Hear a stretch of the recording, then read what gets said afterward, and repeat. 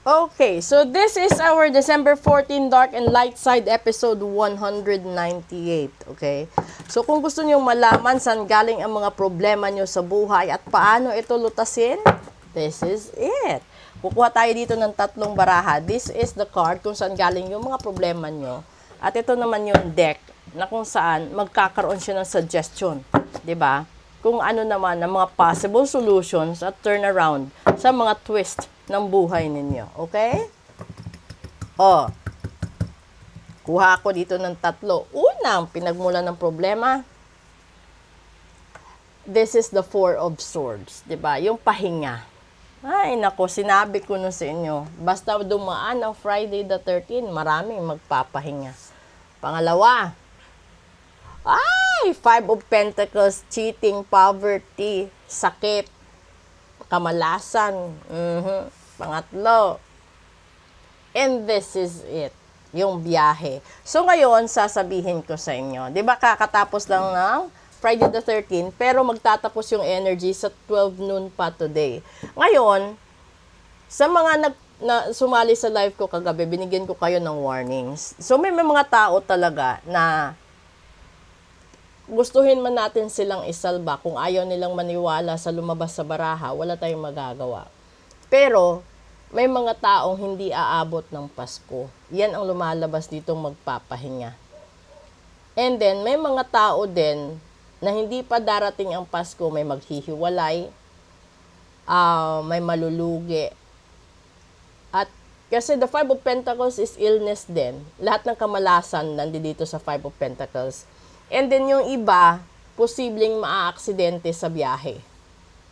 Lumalabas talaga. This is Eight of Wands, mabilisan ito na kamalasan na dadapo sa inyo. So, ibig sabihin, posible na sa isang kisap mata, mangyari yung mga binanggit kong kamalasan. 'Di ba? Tignan natin dito kung ano yung mga possible solutions. Una, the Emperor. Ano kaya? Pangalawa,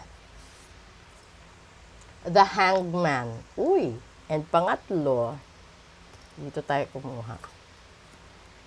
The Ten of Cups. Ngayon, sinasabi dito, merong isang tao, o posible kailangan mo talagang mag-isip ng mabuti, maging wise sa mga choices mo, at kailangan mong matuto na maghintay sa yung kung kailan mo ito makakamit. Kasi the Ten of Cups is the completeness. No? Andi dito yung happy family mo, ito yung maganda na yung takbo ng negosyo, trabaho, yung sources of income, yung business mo, magtatagumpay, hindi lang ikaw, kundi lahat ng members ng family mo. So, ibig sabihin, bago ito naging emperor, dumaan ito sa maraming pagsubok sa buhay. Hanggang sa natutunan niya yung patience na maghintay sa tamang panahon kung kailan niya ito makakamtan. Ang punto ko, kung alam nyo kung bakit, kasi kalimitan sa mga tao ngayon, ang buong akala nila, kapag sumandal sila sa isang mayamang tao, kahit hindi sila mahal, kahit inagaw lang nila, ang buong akala nila ay magtatagumpay sila. Hindi. Dahil nanonood si karma. Maliban sa karma, kasi si karma, every 10 years nangyayari diba? So, maliban sa karma na lagi ninyong sinasabi na may karma din sila, depende din yon kung kayo na inagawan ng mahal sa buhay, deserve ba na makarma yung nag-agaw? Kasi minsan, you have to check the other side of perspective. Kaya ka naaagawan, iniiwanan, inaabandona.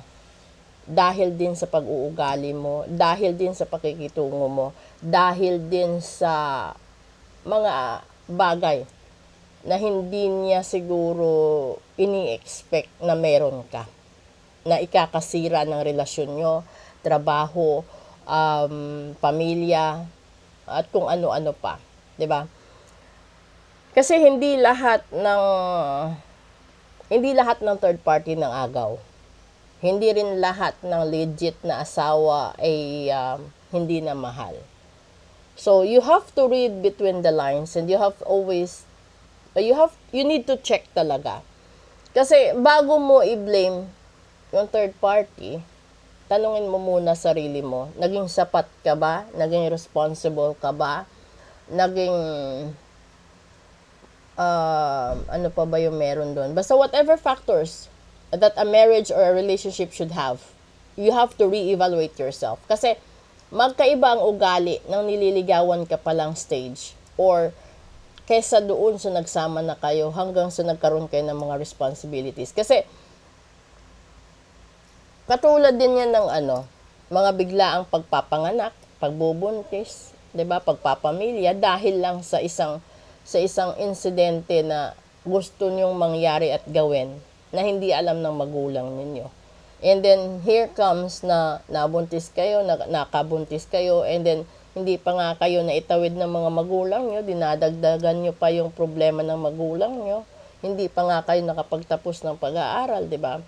Those were the points right there.